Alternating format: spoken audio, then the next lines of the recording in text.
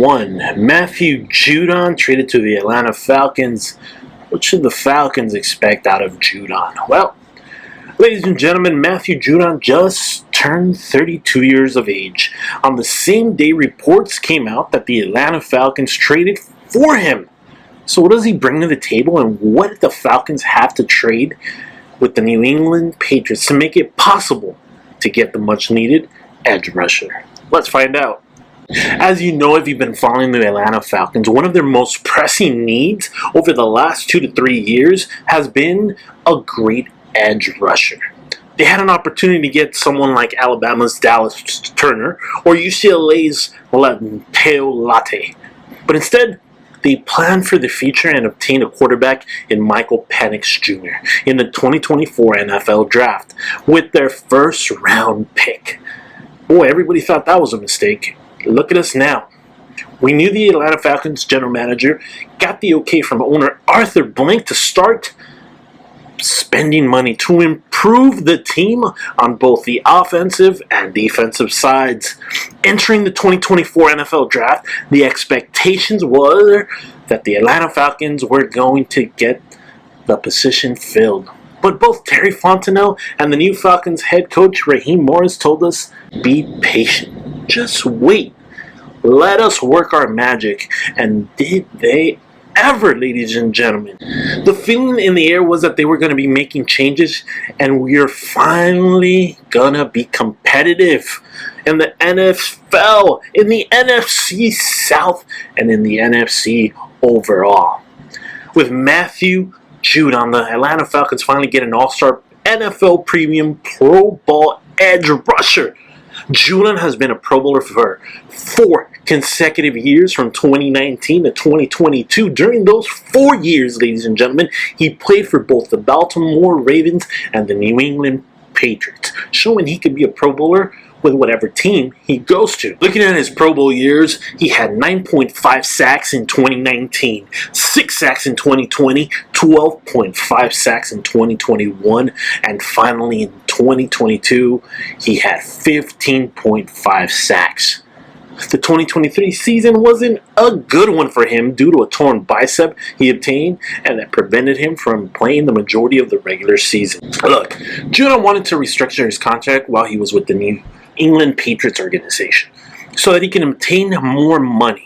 The locker room actually really loved Judon, but his actions to not practice and sit out while he was fighting this whole contract negotiation thing during the 2024 preseason affected the team, and it ultimately led to the Atlanta Falcons trading a 3rd round pick in 2025 for Matthew Judon.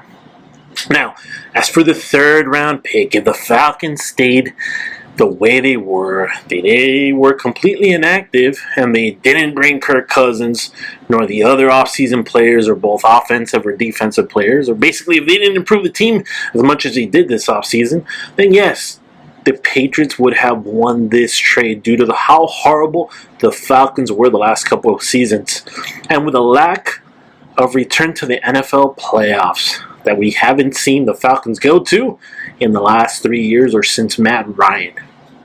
Yet with a Kirk Cousins now on the team, leading the quarterback position, with a new head coach in Raheem Morris pumping up the team, improving the offense, improving the defense, and other additions that came through the general manager Terry Fontenot on both the offensive and the defensive sides, the Falcons are, 1, gonna be much better than what they were in the last 3 years on the offensive side, and maybe on par, or maybe just a little bit over par on their defensive side.